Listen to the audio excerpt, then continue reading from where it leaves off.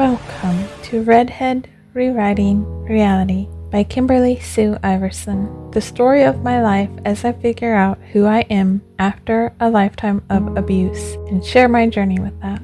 Sharing my journey of building my author career, the struggles, bettering self, and creating a new life. I'm a multi-genre author who's published more than 53 stories and coming to you from the Pacific Northwest. And this podcast is for you because, like me, you love stories, journeys, and you just want to relax for a bit. So let me take care of you. This audio is intended for an adult audience. Themes and topics may not be suitable for all audiences. Listener discretion is advised. Now, get yourself comfy and make yourself at home, and let's dive in. You have made a royal mess out of the floor, my dear. So I seem to be 2 weeks in a row of this lots of background noise that I can't help. I'm trying to warm up the house so that I can take off the outfits that the dogs have on and wash them later. Kona especially, because he's starting to feel better now, and his stuffiness has eased a lot, though it's still kind of there in certain moments.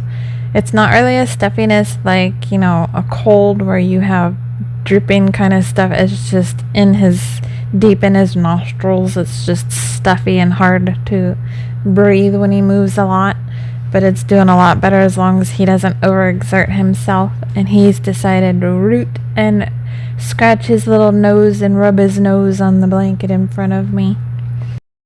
I get so hilariously insecure whenever I do posts like these. You have no idea. They are so raw and vulnerable despite the natural attitude that flows through. I try to curb it, but it's a little difficult.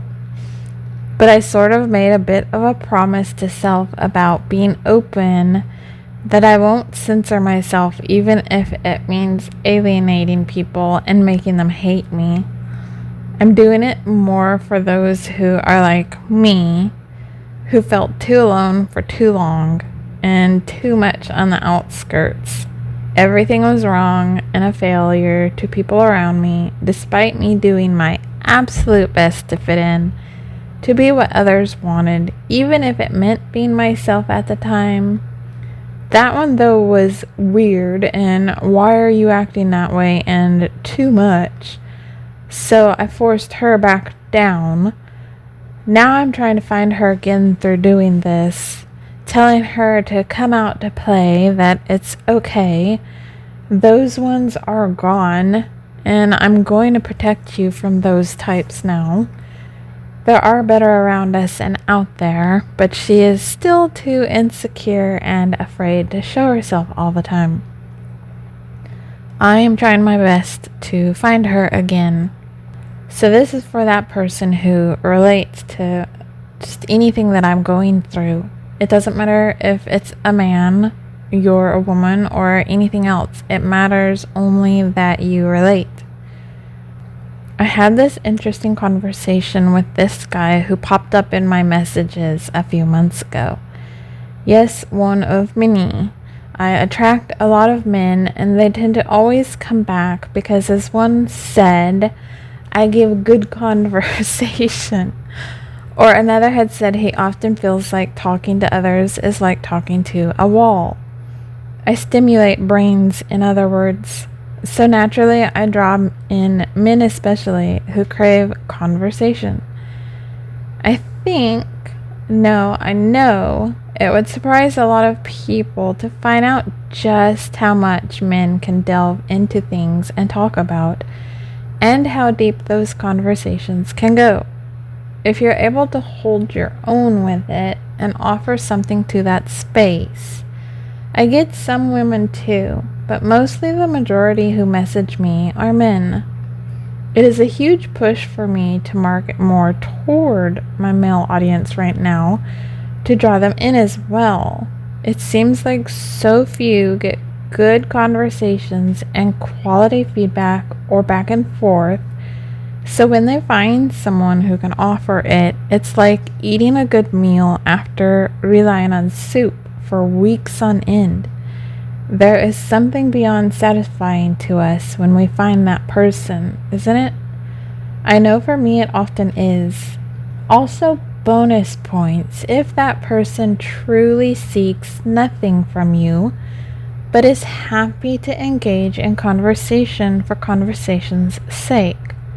How often these days do people engage us, even on social media, for a reason? They maybe want a date, want to offer their services, want to grow their audience. It's so rare to find someone to talk with who truly and simply enjoys conversation and seeks only to have one. Maybe to learn about the person and another perspective in life.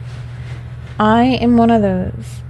Admittedly, too many confuse that with flirtation or interest and can struggle to wrap around that. Or they speak with you and then end up figuring there is interest only to have to come to terms that it's not. It's just interest in that conversation and being able to have such deep talks. It's not an interest in that person. It's an interest in connecting that way with another human being. When I find someone I can genuinely have a conversation with, and it's really deep, connected type, not just frivolous and mind-numbing, not just some quick flyby tiresome dribble, I feel really good afterward. It's like I've had a good hot meal. I feel satisfied and often go away from it having learned something new or considering a new opinion. And I love to learn from people. Being that way means that I will attract a lot of really great men who provide wonderful conversations. I am extremely lucky on that front. I believe often when I post some of the weird messages I receive that people have this idea that I don't attract really quality people, or that the stuff I'm always sent is really weird, gross, crude. And as I explained to someone not too long ago, I only post those who really stand out for one reason or another. Not all the bad, not all the good. Most I don't, because they are private conversations and don't need to be shared. They might be incredibly funny while trying to be rude. They might be incredibly rude, crass, vulgar, or any number of things, even positive, but they stand out. They are an exception. I do want to say that those of you who have this idea that it's more respectful not to message women first or initiate, and that somehow you're doing good by letting women come to you. One, I do see your point, but two, you will never talk to me if that's your belief. I don't initiate conversations the majority of the time, and I especially don't chase after men or their conversations. I'm not being rude, smug, or otherwise. Don't care too much if that's the opinion you have either. It is my opinion and my belief system, and yes, many share it. I have learned my hard lesson on what to respond to, what not to, and I am the one able to choose who I speak with and how I behave. If you don't agree, that's fine, but know you're welcome to find others to chat with. I don't agree with that stance because while you're being respectful, all the others who aren't are not. There are a lot of creepers who are not being as respectful, and I know that men do that because they figure it's respectful not to fill a woman's, inbox with more male messages. But if you're a decent person and you're being one, you're the exception. You are welcome. Just because I get bad messages here and there doesn't mean I don't want to receive messages or that people can't. And when a respectable and decent man doesn't message, well, now the only messages there are, fun, not. I'm also cutting back on sharing a lot of things I have received because of the fact that I have noticed a very disgusting trend where people, mostly women, post full conversation threads to either show the man in a negative light or, just crossing a privacy boundary is how I see it.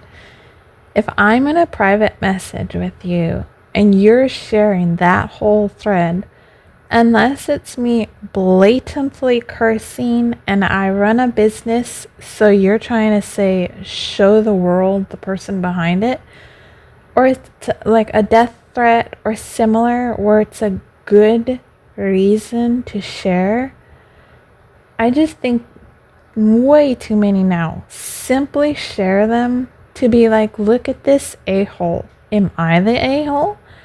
And there are so many variants that I'm not going to bother to try to cover it, but you get the point. I believe too many are crossing lines, when for me, I used to share them a lot to show what women dealt with, because people are still of the belief, maybe, that we're being dramatic. Maybe there is something we are doing because God forbid someone be online and not get shit on. Here's the thing. Yes, people are online. Yes, they open up statuses to the public comments. But that doesn't mean that we're entitled to that comment remaining there if we're disrupting the community around them. Whether you're being snide, trolling, or otherwise, when I post, I feel a responsibility toward not adding tons more stress to my followers and friends, family, what have you. So if someone is being snarky, snide, rude, uncivilized, trolling, yes, I have every right to delete it or block them, just as they have every right to share their opinion. Fortunately, I rarely have to delete those types. I get people disagreeing with me plenty when I post things I think or believe, but that's nothing new to me. I'm used to growing up around people who not only disagreed and always made me the outsider with thoughts and feelings, but also when someone would be rude to me, friends, quote unquote, often joined in, laughed, or otherwise just didn't say, hey, back off. I didn't get protection. I did protecting, but wasn't used to having people in my corner. My mom, of course, was the worst. She would convince people of her own stories around me and then literally back me into a corner so I couldn't move. Have a friend of hers there to confront me on something I'd done when it was just a story she made up about me. It wasn't really something I'd done, and if I did do it, the story was skewed, so my not very bad act turned into a criminal abuse trial, a character attack. And when I say I was backed into a corner or cornered, I do mean that literally. You can see that often in my books. The characters end up having to fight against people not believing them or people turning on them. It's a huge theme because I dealt with it a lot and have a huge problem with people being bullied. Imagine going about your day cleaning, then having your mom come inside with a friend and pin you into a corner of the kitchen against the cabinets to confront you for being quote unquote bad. That's how safe I was. I never knew when those things would come or what I'd be accused of next. I never knew in what form it would come. She was very good at knowing when the guard was down for all of that. The attacks on me, the put downs, when I was already pretty tired. I got to the point that I'd detached from all of that to the point many of those attacks didn't ease. But to live in that defensive state and at the ready is exhausting. You never know when something you say will be turned around on you. You never know when someone will approach you and want to curse you out for gosh forbid breathing, that your fears will be used against you or amplified to keep you in this perpetual fear space. Anyway, so being that I am able to provide that back and forth with people seeking conversations, and deep too, fair warning, I will drown you with my depths if you're not careful. I attract that. I attract it especially, it seems, with men, and I am beyond happy to engage that for anyone. As long as they are respectful and don't ever demand my time or have expectations of entitlement to my time either. So when someone approaches me, I will engage them. I don't have limits as long as you're being civil and respectful and the like. If you're honest and open, I'm going to engage you. I even had a self-proclaimed incel chat me up over a year ago, and it became a really good few weeks of messages. 2 weeks? Not sure. But he was very respectful and genuinely wanted to engage me. Not telling me I was this or that, but explaining why he believed what he did, and I was able to question him to understand his beliefs, and I didn't judge. I find no point in judging people. At least most of the time I try not to. I have a snarky side that rears up often, and I have to tamp it back down. It's a very hateful and snide part of me that I'm guessing comes from my mother's blood. I work hard to keep it level-headed, or just not to go off. I like engaging different types of people because that way I can learn about beliefs, lives, people. It's not just good for us in general to be exposed to that, but it truly benefits my writing. I have been considering trying to message people in certain fields to see if they'd be open to me talking with them to deepen a character I may write as well. But because I didn't judge this young man, and he saw that I wasn't criticizing him but engaging him, he was really open with me, and I got to understand him. I don't see his beliefs obviously as the whole, but it gave me a new perspective. I've also spoken to quote-unquote alpha men types, those who follow this new movement who try to make it seem they are some truly above all sort of male. And I mean, they aren't really much different than women haters. Again, not all. If that belief system helps you, awesome. But if you have to call yourself that and make that big of deal around it, there's usually a reason why. Many of them just have been deeply hurt by a woman, so turn around and try to use it to prove how much better males are and how women must be put in their place because they're less than. It's stuff I've dealt with for so long. Gotta knock her down a peg or two, you know? Can't be letting her think she's special or anything good, even when we don't see ourselves as some smug, high and mighty thing. I think of myself as very low on that totem pole, yet often deal with that "you women" person. Projection much? Often, some have tried to say I shouldn't have that sort of belief, but as I make clear, it's better for me. Not seeing myself as some top-of-the-line person. I try to then improve all the time, and don't ever get to that I have done it all, learned it all, and I keep improving self and wanting to. Why it was funny though when a guy approached and messaged me who asked me about what it was like to have pretty privilege. Something like that. Basically, I have it and he wanted to know about what it was like to have it. I first read the message and laughed, going, huh? Pretty privilege. Then was honest and said it didn't really get me much actually if he thought I had it. People were kind to me, but that's because I am quote unquote cute and kind, less pretty or otherwise. It can be very weird to hear people say I am pretty, beautiful, good looking or otherwise, since I don't see it.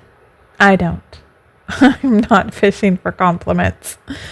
No amount of telling me I am will do anything. As I said in the last post, comments around my looks don't mean much to me. I appreciate them.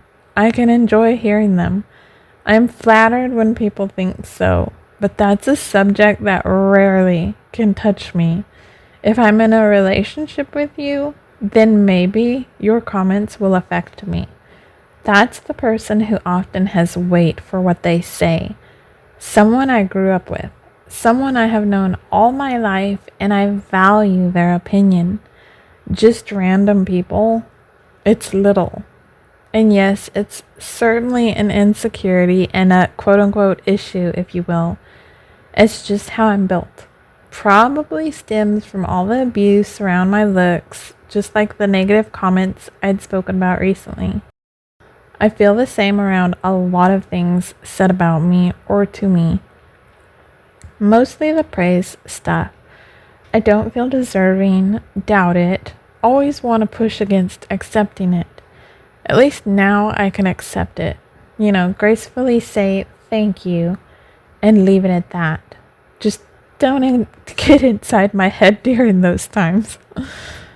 But I explained to this guy from this position of quote unquote having it, as he thought that being kind and sweet is what got me a lot of good treatment. It wasn't necessarily around my looks. I could be severely wrong about that, I know. But people like when you're not abrasive and confronting, when you're nice and mannerly. Screaming at people, expecting them to behave a certain way because you have now come up with your issues and problems is usually when you don't get good treatment. It goes back to the old adage around honey and the golden rule, any of those things. We deal with so much daily, and especially now, that when you're kind to someone, it impacts them. I know many individuals have believed that because I am kind, I get walked all over all the time, or that I'm sacrificing myself for others. And though in some instances I can swallow something to keep the peace or what have you, I am not always like that. I am not always kind. I am not always sweet. I do not always reply in the best way or say the best things. I don't behave good all the time. I screw the hell up a lot. In fact, I can be really cold, really heartless, really mean, a real fat asshole, a bitch, and whatever else terms you'd like to use. We all have aspects to our personality that are not the best things. We are not the good person in everyone's story. We are not always kind and always sweet. Even when we do stand up for ourselves, there is a massive thing called nuance. Not all situations demand violent speech, kind speech, neutral speech. However, you can be all of those and none of those, depending on the person, the situation. I mean, if you're a cold-hearted and cruel person and a child walks up to you, how many people will genuinely be cruel to that child?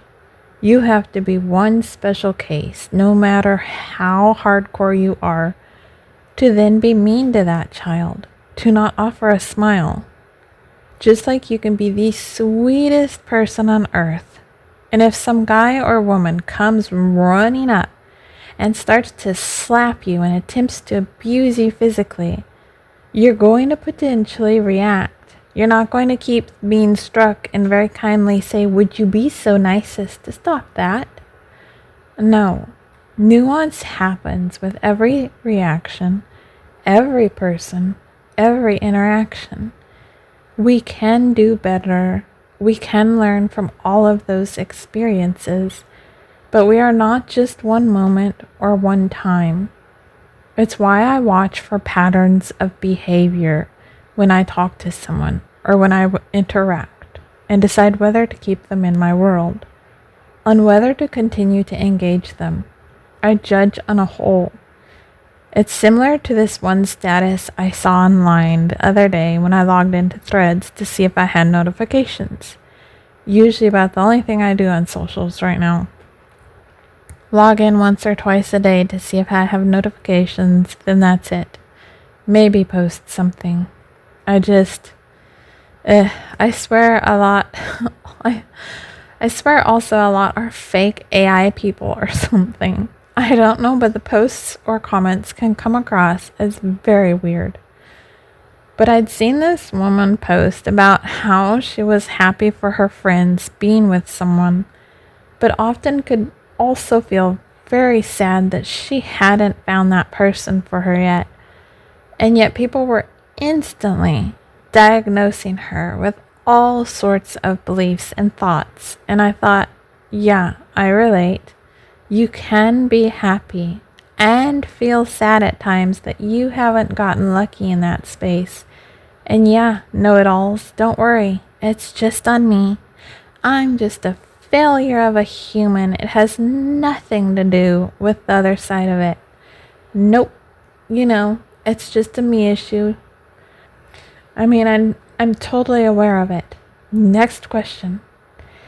Many are struggling, but I think to myself, so many aren't bothering to say, yeah, I can feel that way too. They're too busy diagnosing her and leaving things in a comment that may not be her story at all. They're just assuming, which made me think about that more too.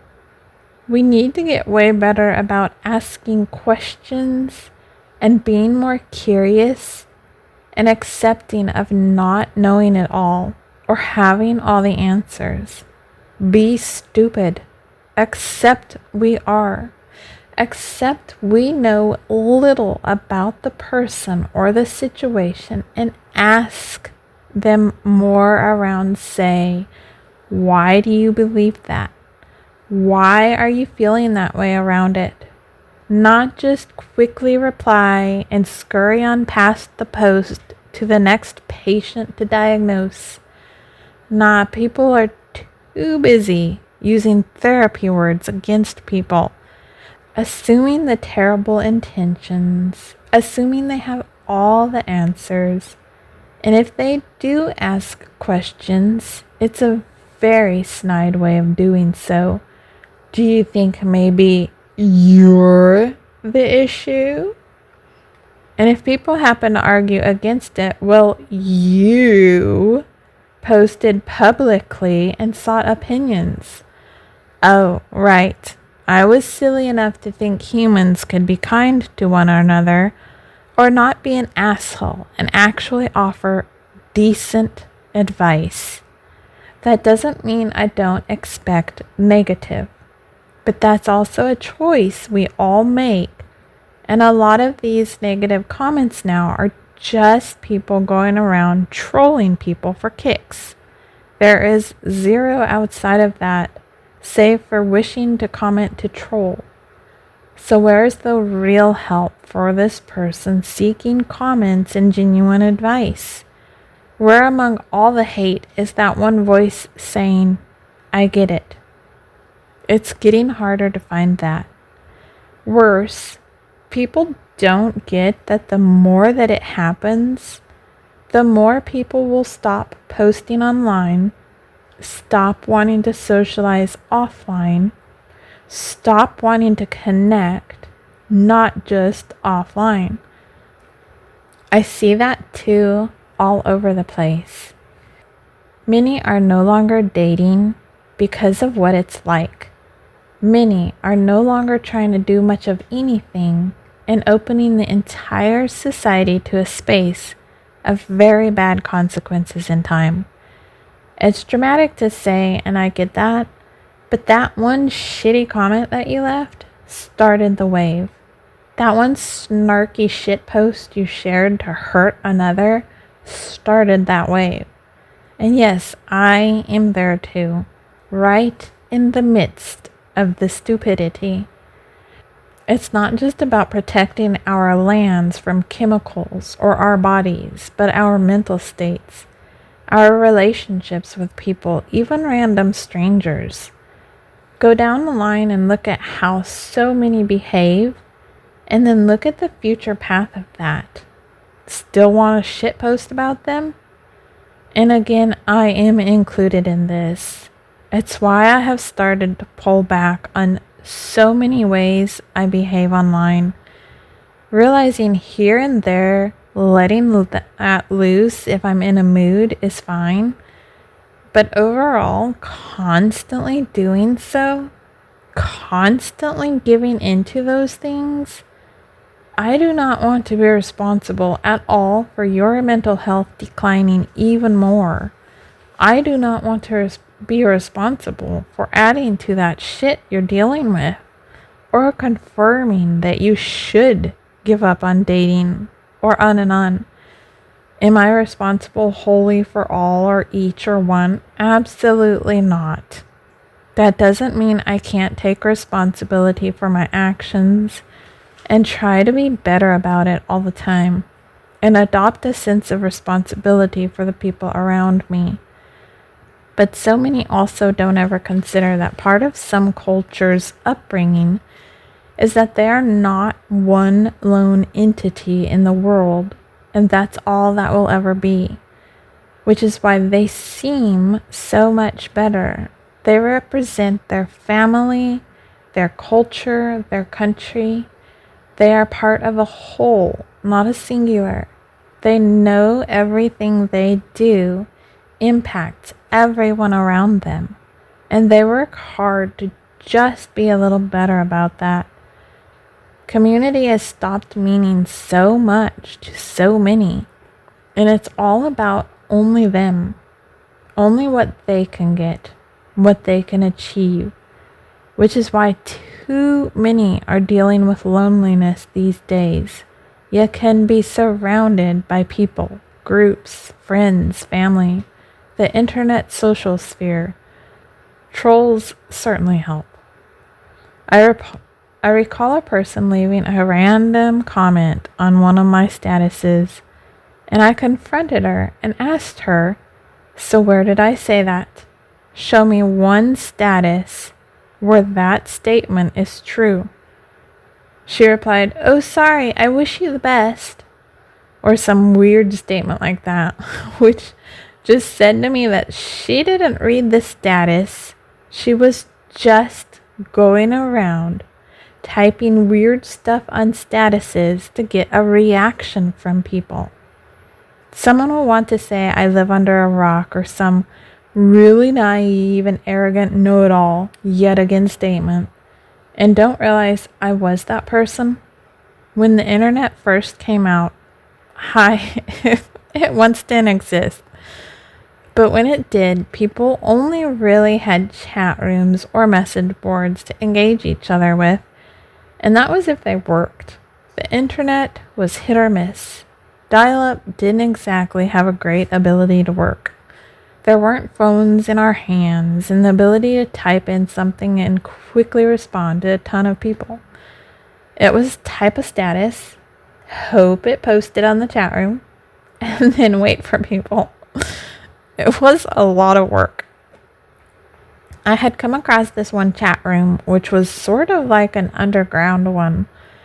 And as my little snot self, I used to get a severe kick out of trolling people.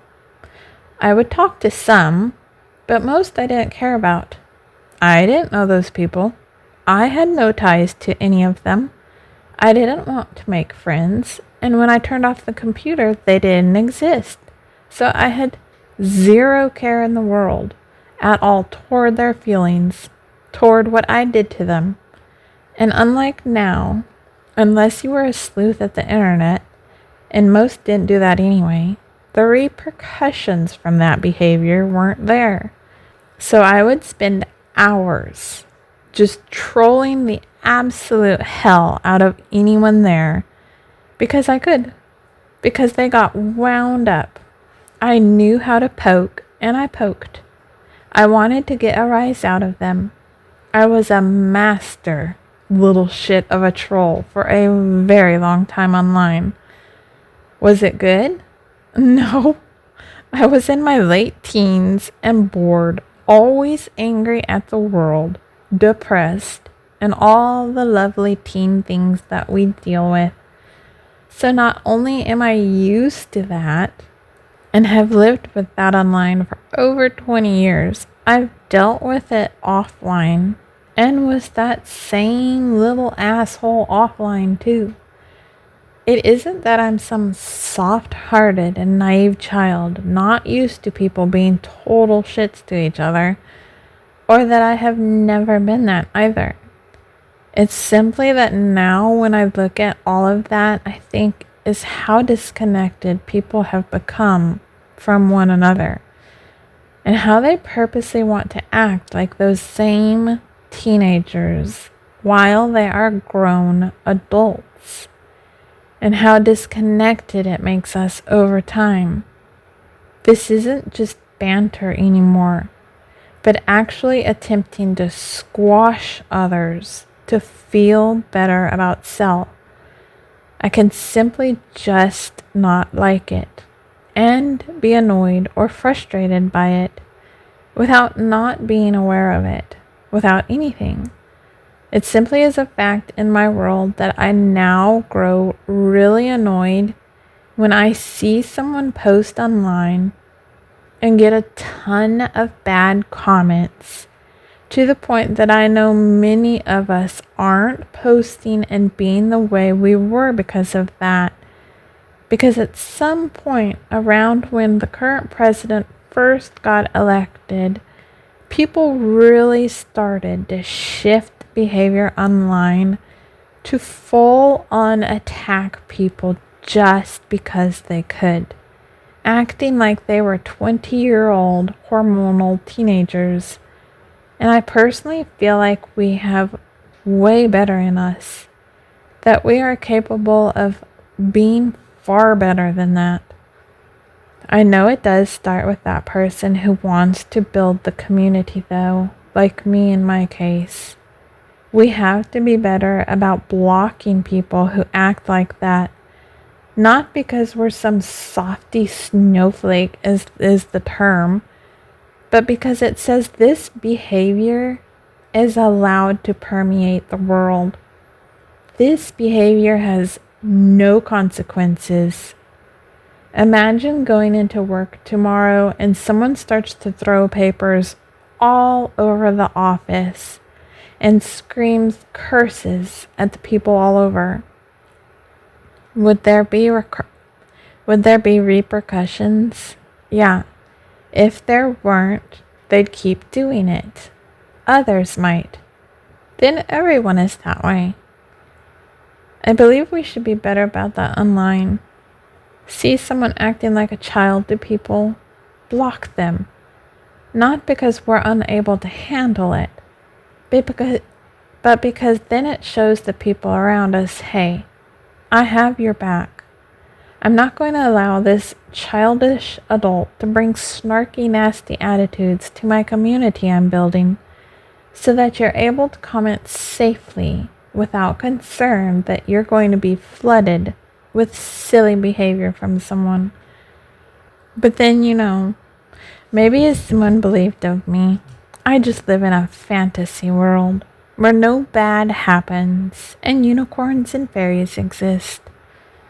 I'm allowed to be frustrated by what I see in the world. I'm allowed to be annoyed by seeing grown adults acting like hormonal teenagers, then wondering why the world seems to be getting worse. They're happy with everyone dumbing things down.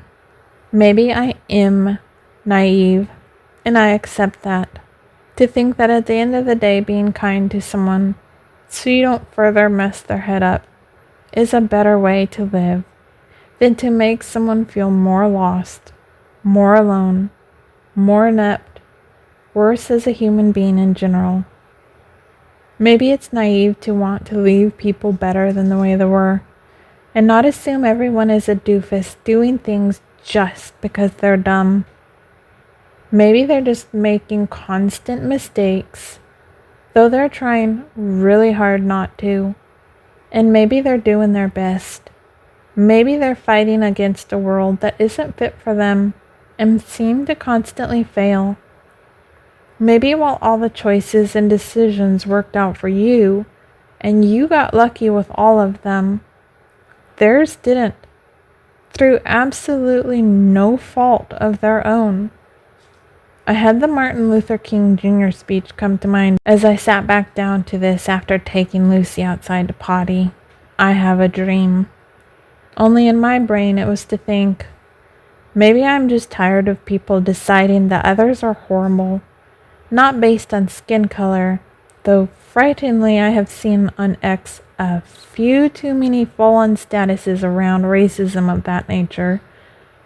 But instead now it's based on ideologies, belief systems, politics. Do you know that many don't even vote based on the politics?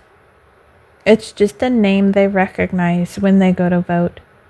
They've heard it so much, they go, this is the name I will choose.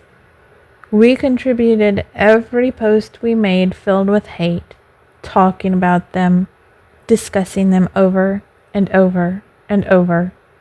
The news put their face and name front and center, and that was the reason they now lead the country. Or they voted there because that person hated us, so our hatred for that person made them decide on it.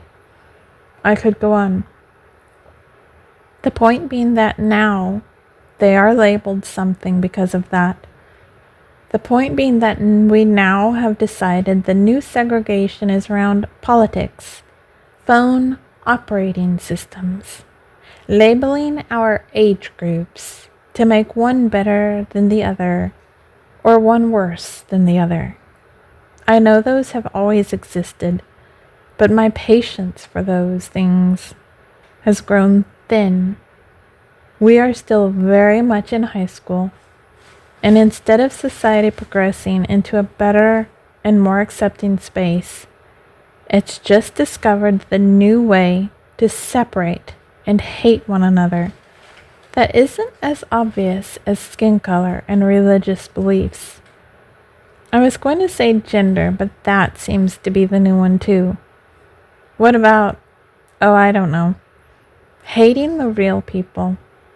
The people who keep increasing the cost of your living, while you're arguing with your friends about how dare they vote differently than you, when that vote didn't change the fact that others are implementing all those things you hate. Not just one person. There is a whole government of people who could be targeted. A whole system of people that aren't just trying to survive, but you're more focused on telling that woman she's too old to be on social media, or that man at his age, he shouldn't like video games. Maybe I am naive, as I said. Maybe at this point I'm even delusional. Maybe you are too. And maybe, just maybe, we are the ones who've lurked in the shadows and see the truth in the world. And though we can never change it, we at least can tell our stories and try to help. Behind the scenes or not. We can help a neighbor, a friend, someone online, for no other reason than to start a better wave or to keep it going. One that's been beneath all of that all along. We reside on the outskirts because of that, because we think too deep, feel too deep, and do not fit in. We are the shadow lurkers, shadow dwellers, the ones cast aside, the reviews people don't want to see because we tell the truth and see the reality, and we go bump in the night. Society doesn't want us around because we see behind the curtain and refuse to let the nothing win. And you are the people I'm going to start to target and reach. Let those who prefer the kiddie pools stay in the shallow ends. We delve into the darkest shadows of our soul on a daily basis because that's where we fit in. That's the place we are able to be seen and to see what we search for. That's the place where things finally make sense. And maybe I'm accepting of the fact that I am delusional, and people just don't like that. Maybe we both are delusional. At least we know it and are okay with it. More to come. Would you like to make a difference? A gift of 5, 10, 15, or more would make a huge impact on my ability to keep this podcast going for you and upgrade my equipment. With your gift, we can grow this together because I want to make this the best I can for you. And frankly, you would help so much with far more than that. You'd be helping me change my life. Give today at ko-fi.com/Kimberly Sue Iverson. That's ko-fi.com/Kimberly Sue Iverson. Your presence here matters so much to me, so thank you for being here. I am beyond grateful you chose to spend this time with me. What are your thoughts? Share with me and start a conversation. Just don't be rude about it. Remember, kings and queens, everyone is fighting battles inside nobody can see. Who are you willing to see today? And who are you willing to let see you today? I hope someone can bring a smile to you today, or you can bring a smile to someone else. If you would like the chance for your story to be read, whether it's something you wrote, a story passed down in your family, or have a suggestion on a story to read, get in touch. Stories to read at KimberlySueIverson.com. That's stories to read at KimberlySueIverson.com. If you'd like to follow my socials, I would love to have you. Don't ever hesitate to comment and say hi either. Find me under at Kimberly Sue Iverson for most sites: Instagram, Threads, Facebook, Blue Sky, and TikTok. There's also a Facebook page for Redhead Rewriting Reality. X is the only site I use Kimber Bites on. I also have a newsletter for my work. That's bit.ly/lettersfromkimberly. bit.ly/lettersfromkimberly. I always try to use the same profile picture and name no matter where I am, but you can always find my links on my link cave. That's KimberlySueIverson.com/link cave. That's LINKCAVE.